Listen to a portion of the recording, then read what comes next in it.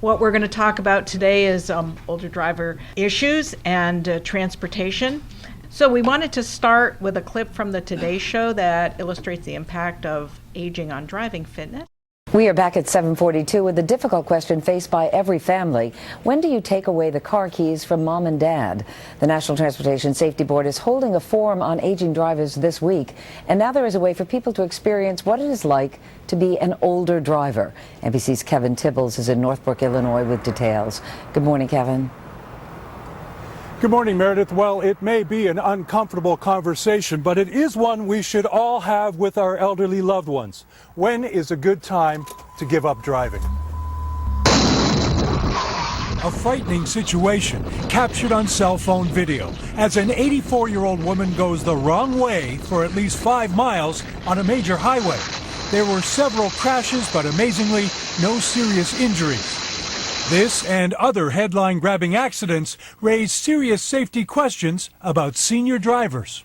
We all need to give up the keys sometime.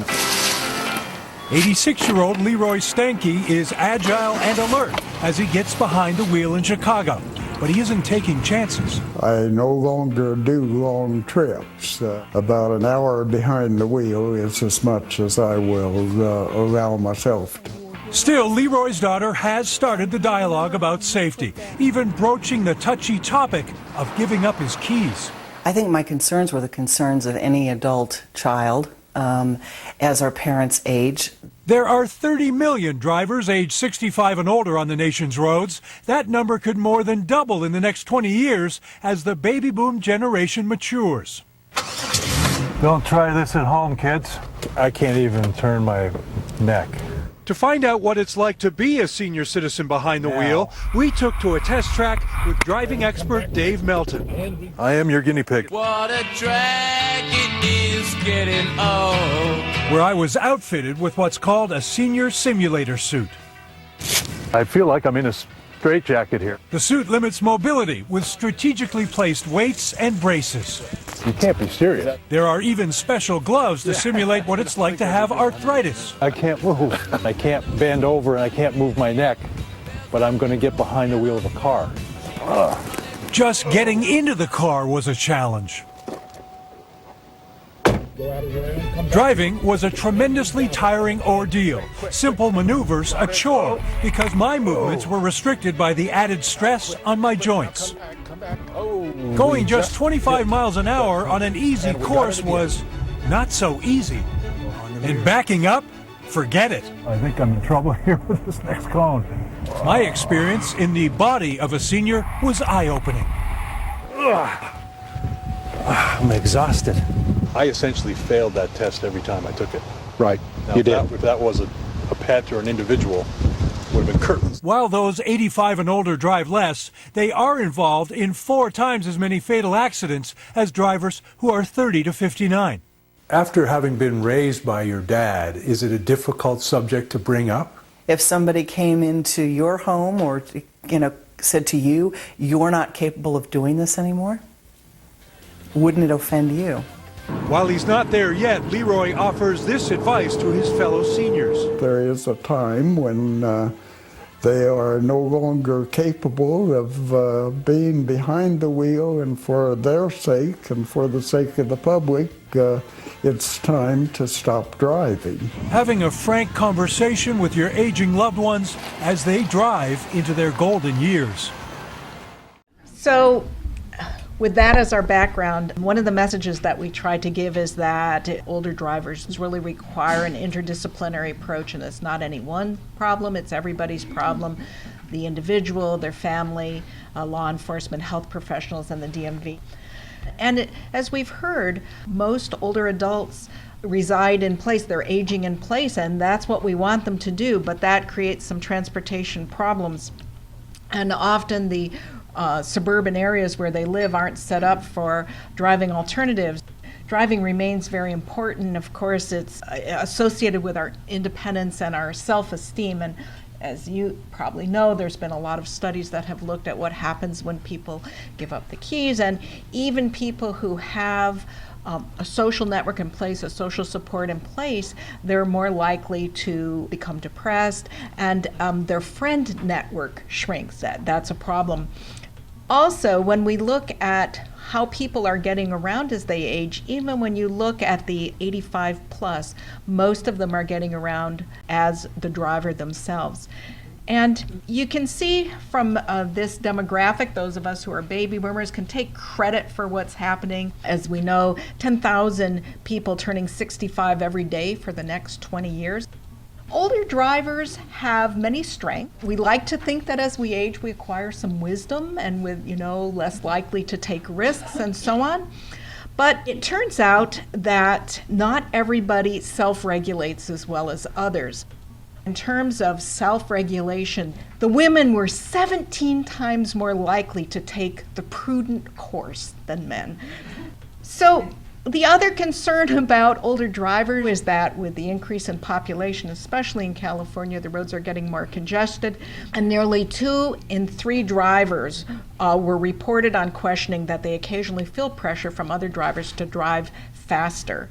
So that puts a strain, especially on the older driver. There are some kind of common driving errors that older drivers make related to the medical conditions that we're going to talk about shortly, resulting in difficulty staying in the lane, especially difficulty making left turns, lane changes, pedal misapplication, failure to yield, and so on.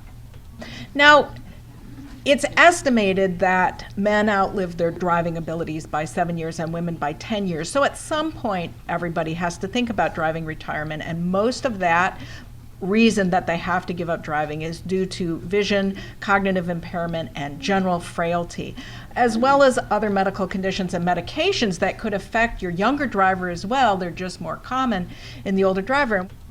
We're just going to start with the vision changes with aging.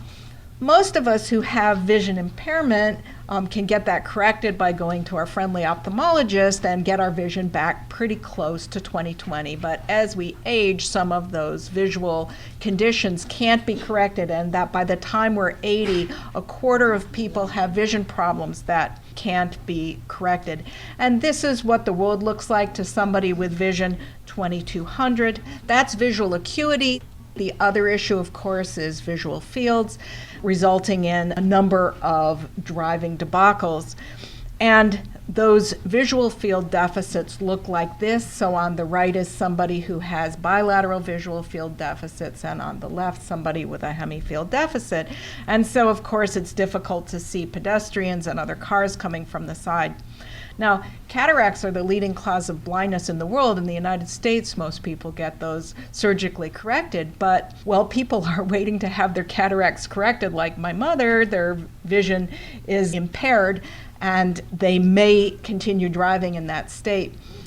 And then the bad news is that as we age, we lose our contrast sensitivity with or without cataracts. We're down to about a third of the contrast sensitivity we had at our peak. So, of course, that's a problem with driving at dawn and dusk, especially. Macular degeneration is one of those eye problems that can't be corrected and increases with age, and it looks like somebody's punched out the central part of the vision. Glaucoma is a disease that can cause bilateral visual field deficits. And diabetes, of course, the leading cause of blindness in the United States. But as you know, those people who keep their diabetes under control are much less likely to have problems. Diabetes also predisposes people to glaucoma and cataracts, so can have multiple effects. The other issue is frailty. And most of the frailty is due to decreased muscle mass, osteoporosis, and decreased range of motion. So even if we work really hard to keep our weight the same as it was when we were 18, which of course we all have, unfortunately, unless we also work on our strength, we're going to lose muscle mass. We can fight it, but in general, in the United States, we're not doing quite a good enough job of fighting that, and so people are losing their strength, and that's one of the things associated with the frailty issues, as well, of course, osteoporosis. So the other issue is that our older drivers who are frail when they are in a crash, they're more likely to die from a crash of exactly the same force as a 20-year-old. They're 4 times more likely to die. So that's the same for men and women. Well, that brings us to the next topic, which is cognitive impairment. Dementia is a general term for loss of cognitive function from multiple causes, and many people with dementia stop driving voluntarily, but there may be some people on the road, and thus it becomes an issue. In California, as a physician, I'm a mandated reporter. If I diagnose somebody with dementia, I'm obliged to let the DMV know. We talk to a lot of physicians who aren't aware of that mandated reporting law, and one of the issues with mild dementia is that some people can continue safely driving, but the DMV wants to know about them and they need to be retested more frequently. People with moderate or severe dementia should not be driving. These are some of the issues that are associated with driving with dementia. So, of course, there are other conditions that interfere with driving. Parkinson's, which can also be associated with dementia, epilepsy and seizures, and respiratory and cardiovascular disease, just to name a few.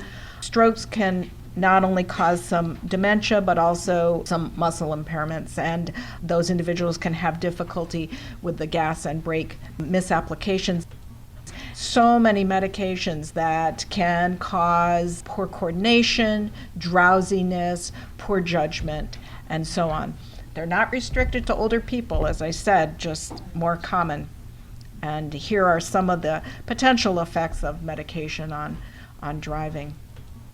Older adults have difficulty in metabolizing alcohol and difficulty in coping with alcohol at the same blood level as their younger colleagues, whereas we're always recommending abstinence in anybody who's driving.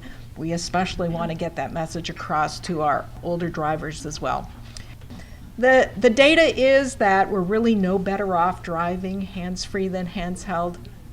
And I mean, we can talk about harm reduction, but it's still extremely dangerous. And the data is that driving distracted is like driving with a blood alcohol concentration of 0.08. So that brings us to the AMA's recommendations for how to screen older adults for driving problems. And the AMA recommends that we look for vision, frailty, and cognitive impairment. Their recommendations for looking at cognitive impairment is clock drawing and trail making. And failing clock drawing is very suggestive of dementia. It's a screening test, so it's not diagnostic, but the sensitivity and specificity are extremely high. And it's also been associated with the outcomes we care about in terms of driving.